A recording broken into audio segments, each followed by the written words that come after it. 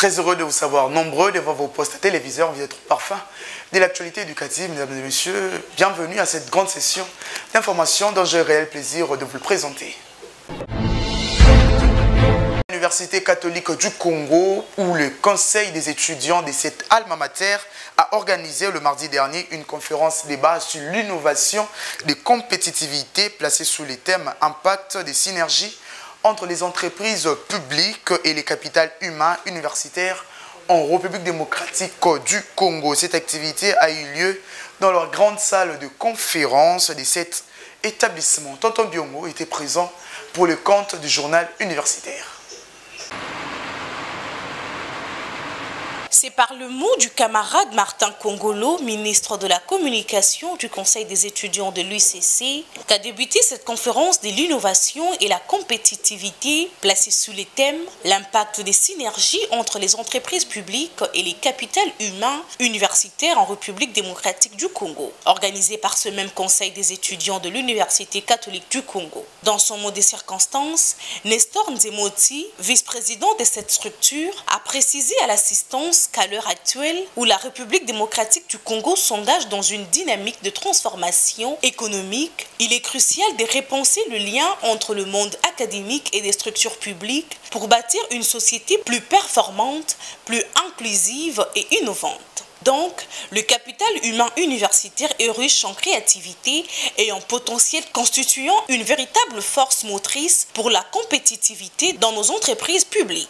Après ces différents mots, Nathaël Onokomba, premier intervenant, a abordé les sous-thèmes capital humain et marché d'emploi public, repenser l'insertion des diplômes universitaires pour une meilleure synergie avec les entreprises publiques pour un meilleur recrutement et performance, un sous-thème enrichi également par Rabin Koulabé. Après le jeu de questions et réponses, Nestor Nzemoti, vice-président du Conseil des étudiants de l'UCC et l'un des intervenants ont souligné ce qui suit. Cette conférence pour relier la théorie à la pratique parce qu'on nous a beau enseigner l'emploi des jeunes au niveau de l'auditoire, mais en soi, rencontrer ce vrai emploi, c'était tout un problème. Et aujourd'hui, nous avions appelé des jeunes qui ont émergé dans la société, dans ce sens-là, et nous avons partagé au-delà de la théorie et de la pratique qu'ils vivent chaque jour une expérience quotidienne.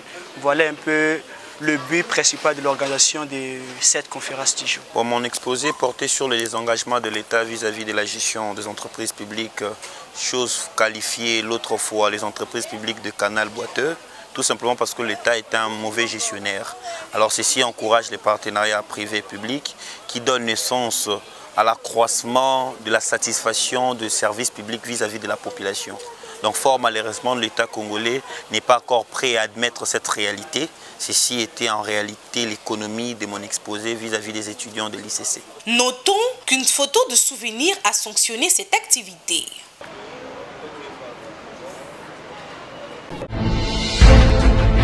L'éducation financière par les jeunes femmes afin de préparer les générations futures, tel a été le thème de la conférence débat organisée par le club des entrepreneurs de la Haute École de Commerce de Kinshasa en partenariat avec la BGFI Bank le mardi dernier. Plusieurs invités ont pris part à cette activité. Magloire Landou et Blaise Mboucha pour le reportage. Initié le mardi 25 mars 2025 par le club de l'entrepreneuriat de la Haute École des Commerces de Kinshasa, en collaboration avec la BGFI Bank, cette conférence débat à l'occasion des clôtures du mois de la femme placée sous les thèmes « L'éducation financière pour les jeunes femmes en vue de préparer les générations futures » a réuni les scientifiques, étudiants et étudiantes à la bibliothèque de cet établissement de l'ESU pour échanger les expériences autour du dit thème. Donnant le go de cette activité, le chef des travaux Ngantaba, représentant le secrétaire général à la recherche de la ECKIN, a souligné l'importance d'un partage scientifique enrichissant pour les étudiants. Puis, suivi par Béni Kibala, représentant du club des entrepreneurs qui a posé les bases de la conférence. 3 intervenants étaient au centre des échanges avec l'assistance, à savoir le professeur John Kongolo qui a abordé l'apport de l'éducation financière sur l'entrepreneuriat féminin, mettant en évidence son importance et son lien avec le développement entrepreneurial, comme il le souligne. Oui, cette activité s'inscrit particulièrement à la clôture de le mois de la femme. Et le mois de mars, vous savez, est consacré à tout ce qui est comme femme entrepreneuriale. Et nous avons pensé à mener une matière purement pratique pour ce qui est de l'éducation financière.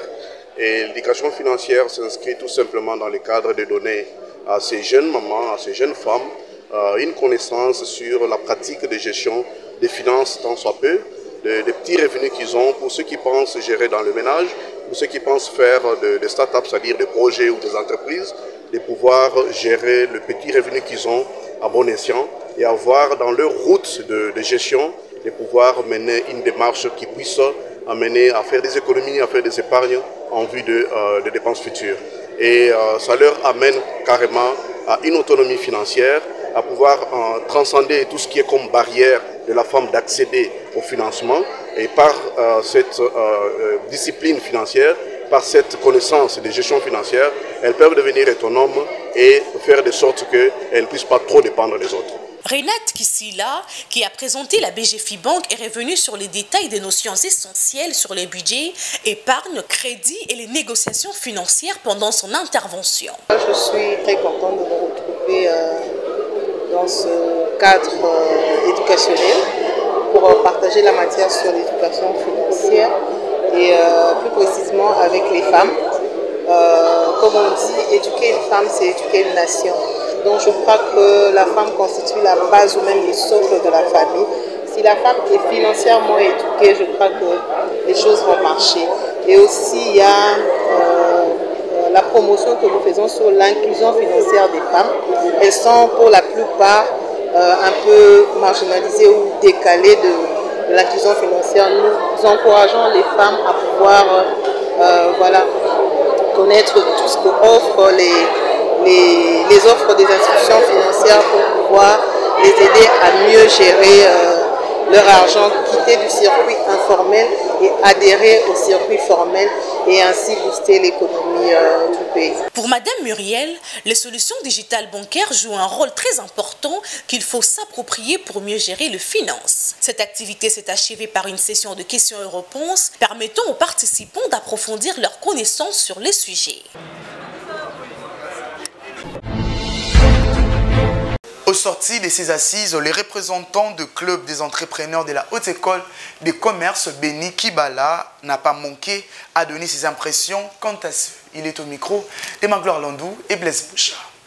Avec le temps actuel, il est très crucial d'apprendre la gestion financière. Personnellement, je ne peux qu'encourager ces genres d'initiatives et surtout rappeler à nos différents partenaires qu'il est encore temps d'investir dans ce genre de projet pour préparer une bonne jeunesse et surtout l'avenir pour nos jeunes gens.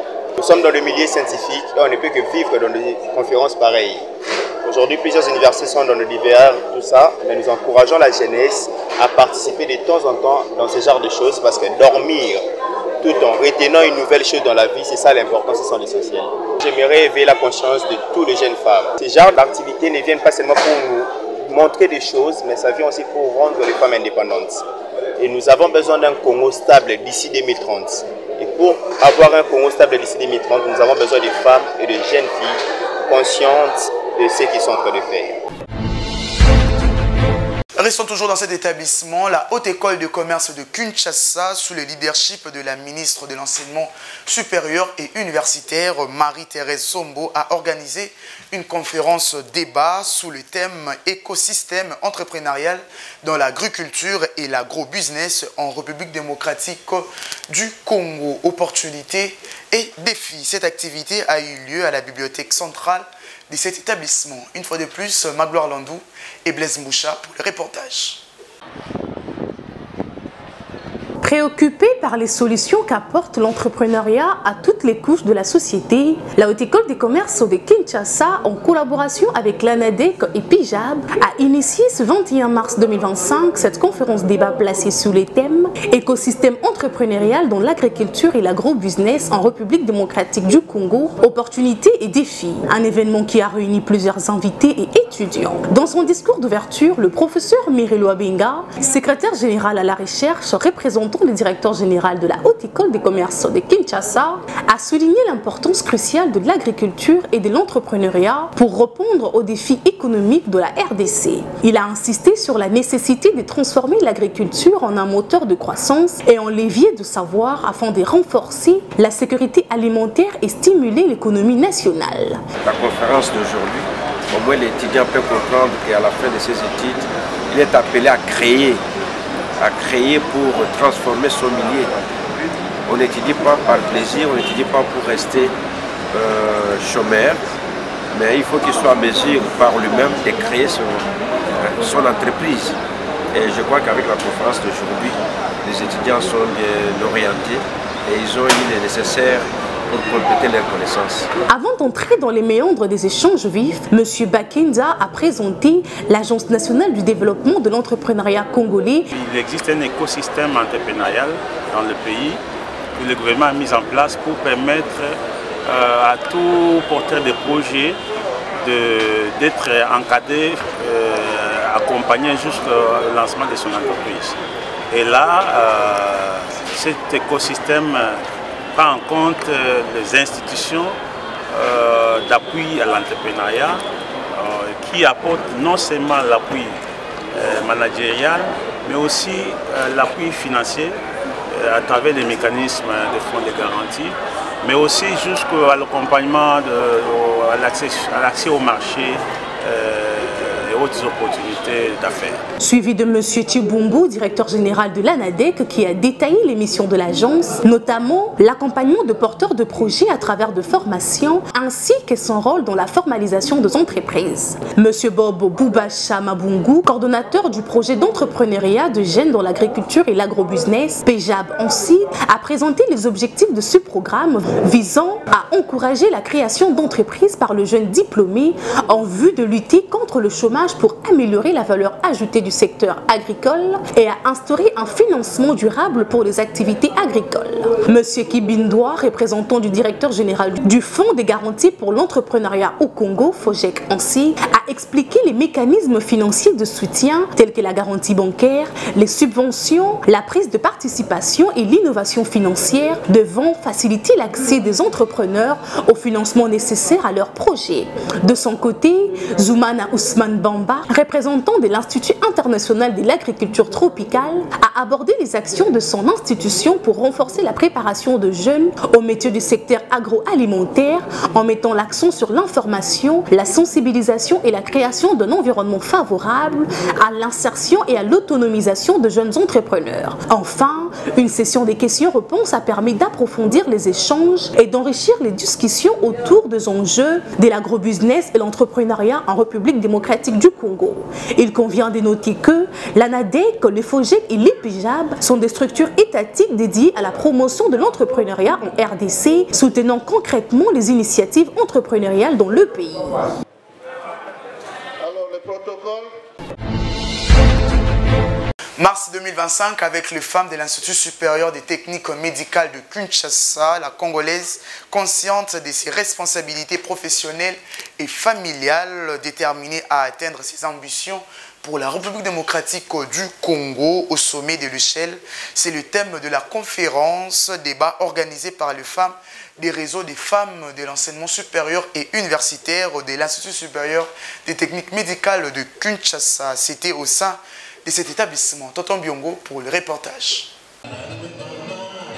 C'est par la prière dite par la professeure Joséphine Toumba Kankolongo, directrice générale de l'Institut supérieur de technique médicale de Kinshasa, qu'a débuté cette cérémonie placée sous les thèmes Mars 2025 avec la femme de l'Istem Kin, la Congolaise, consciente de ses responsabilités professionnelles et familiales, déterminée à atteindre ses ambitions pour la République démocratique du Congo au sommet de l'échelle organisé par les réseaux des femmes de l'enseignement supérieur et universitaire de l'Istem l'ISTEM Kin. Dans son mot d'ouverture, la professeure Joséphine Toumba Kankolongo, directrice générale de cet établissement, a rappelé à l'assistance l'historique de la dite journée internationale en invitant les femmes à s'y mettre ensemble pour échanger, réfléchir, se mobiliser pour amener des actions de lutte pour les droits de la femme. Après ces mots, 4 sous-thèmes étaient au centre de cette conférence, à savoir la Congolaise au centre de toutes nos ambitions exploitées par le chef de travaux Hortense Cheka, la responsabilité de la femme de l'ISTEM Kin sur le plan professionnel par le secrétaire général administratif Nelly Lukolongo, la femme de l'ISTEM au centre de l'entrepreneuriat enrichie par la professeure Paola Mwanamoki et la femme travailleuse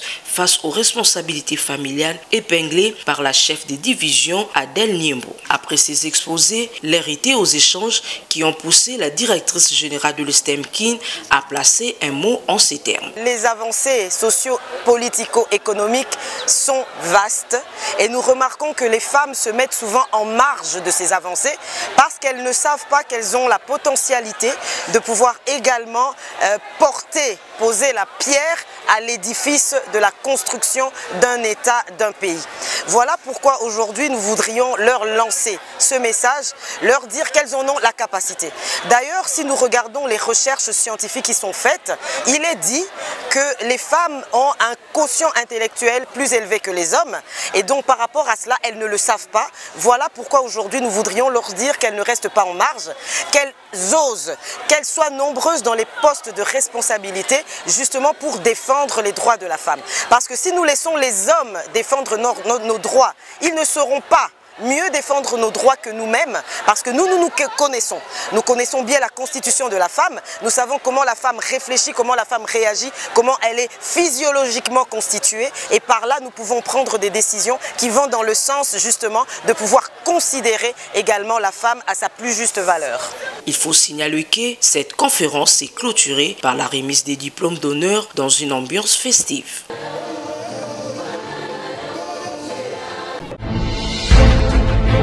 Au sorti de cette conférence organisée par les réfléchis de l'ISTEM Kin, quelques participants n'ont pas manqué à exprimer leur satisfaction au micro de Tonton Biongo. Je dirais que les femmes de l'ISTEM sont des femmes debout. La femme sait défendre ses droits. C'est pourquoi nous sommes réunis pour montrer en disant que nous sommes capables. Les femmes de l'ISTEM ont des ambitions. C'est grâce à ces ambitions-là que nous, les femmes, nous savons vivre dans nos familles, à la profession, voire même dans les pays. Nous sommes un plus dans la société, raison pour laquelle nous avons voulu célébrer en disant que oui, nos droits sont respectés à l'ISTEM. Il y a eu des mamans qui étaient sacrifiées. Nous continuons, mais ce que nous allons dire, chaque femme de l'ISTEM doit être capable de défendre ses droits. On a un sentiment de satisfaction parce que cette journée est bel et bien très réussie grâce à un comité de gestion qui nous a appuyés, qui nous a accompagnés et qui a célébré avec nous et qui a aussi participé à la conférence pour sensibiliser les mamans. Aujourd'hui, nous avons organisé une manifestation pour le mois dédié à la femme. Parce que la femme de l'ISTEM Kinshasa doit aussi être sensibilisée pour mieux connaître ce que c'est. Parce qu'il y en a qui confondent quand on dit droit de la femme, ils pensent que ce sont des problèmes des foyers. Mais non, le droit de la femme, une femme doit connaître ce qu'elle est, ses capacités, ses valeurs, ainsi que ce qu'elle vaut dans la société. Après sa victoire diplomatique face à l'agression rwandaise avec l'air supplétif du M23, le professeur Kabasele Yenga, directeur général de l'ISPT Kin, a félicité le président de la République démocratique du Congo, Félix Antoine Tshisekedi Tshilombo, et a profité de l'occasion pour demander à ces derniers d'être vigilants car l'ennemi multiplie ses stratégies, d'où il faut une préparation militaire et technologique. Valongolou pour plus de détails.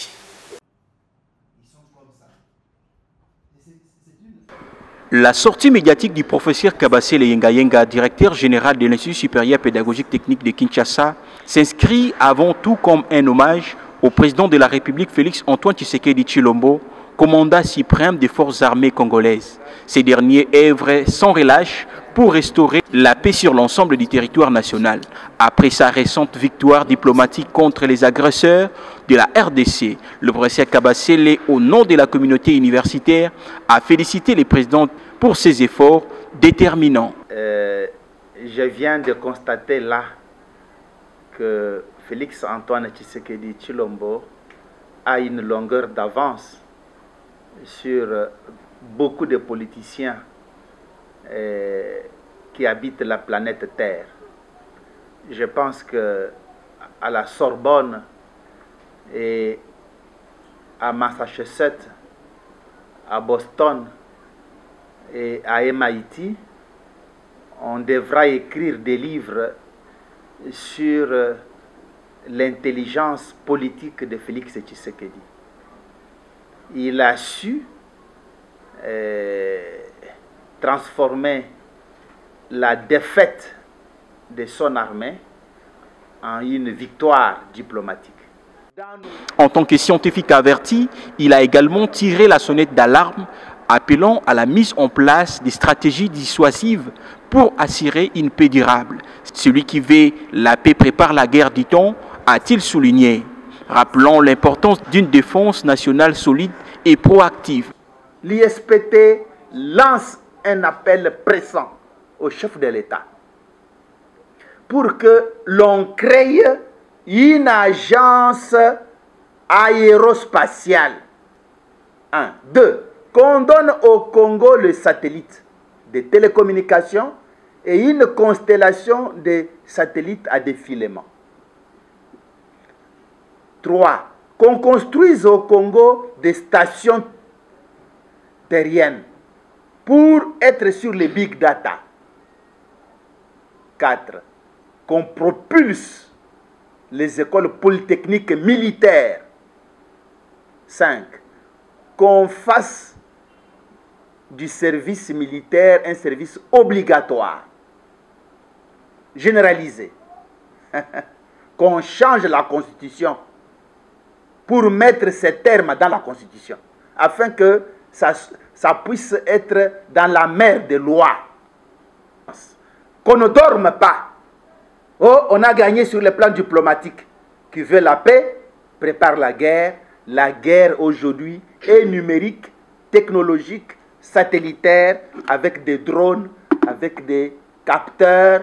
La guerre des canons appartient au passé. L'ISP Tekin, pionnier et avant-gardiste dans le domaine de l'industrie militaire, dispose aujourd'hui des prototypes d'armement diversifiés, comme l'a précisé l'assistant du professeur Kabasele. Il est en train de lancer un vibrant hommage au chef de l'État pour que, en soi, nous parvenions à accompagner notre armée, que nous mettions du matériel vraiment sophistiqué et à la pointe de la technologie en vue d'avoir une armée élitiste à la grandeur des dimensions de notre pays continent.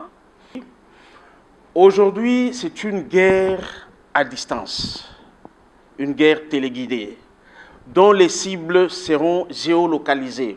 Et pour la géolocalisation, il est impérieux d'avoir des satellites. Bien sûr, nous pouvons commencer à faire la géolocalisation par drone et tout, mais pour des missiles à longue portée, à moyenne et à longue portée, pour viser peut-être à des milliers de kilomètres, nous aurons besoin des satellites.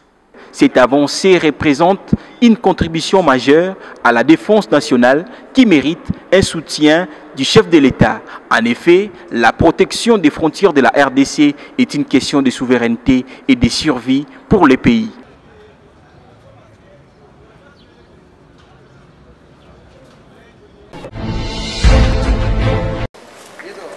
Épargner la communauté de l'Université pédagogique nationale du danger par suite de mauvaises conditions environnementales reste l'une des priorités du comité de gestion de cette institution universitaire dirigée par la professeure ordinaire Yvonne Ibebeke. Voilà ce qui justifie cette initiative d'assainissement régulier du site universitaire par toute la communauté, en commençant par les autorités académiques qui sont toujours au premier rang, comme en témoignent ces images. Dans les 4 coins de l'Université pédagogique nationale, les travaux d'assainissement ont été effectués le week-end dernier, comme il est de coutume, depuis l'avènement du comité IBBK. Ceci avec joie et motivation des Upéniens afin de rendre davantage l'Upen plus viable et saine dans une approche participative, car la pérennisation de la propriété au sein de la dite université doit être une affaire de tout le monde, a rappelé la professeure Benitania Kakonda, secrétaire générale administrative de l'Université pédagogique nationale, tout en revenant sur la vision du comité IBBK pour ce qui concerne l'environnement universitaire. Pour que cette université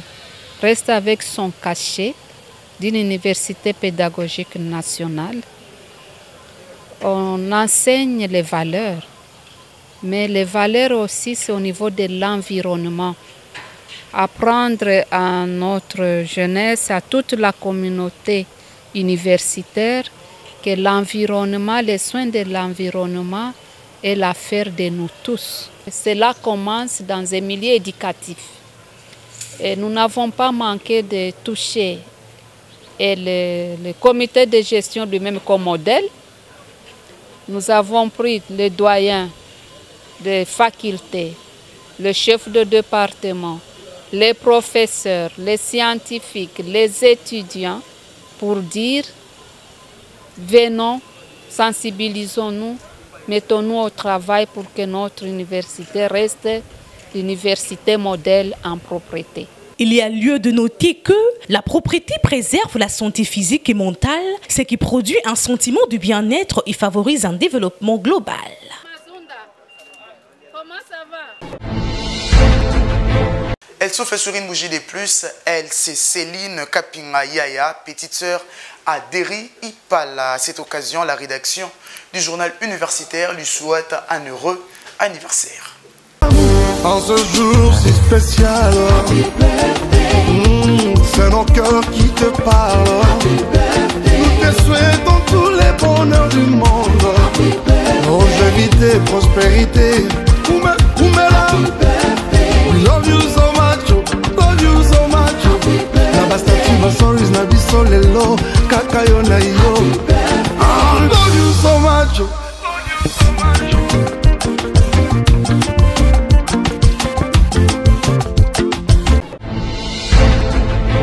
Voilà, c'est la fin de cette grande édition du journal universitaire. Si vous l'avez aimé, dites merci à Exaucé Mapanga qui était derrière la caméra, Emmanuel Lema à la réalisation, toujours sous la coordination de l'honorable André Mouchon Machara. Quant à moi, je vous dis, vivez longtemps, vivez heureux, excellent sur des programmes à tous.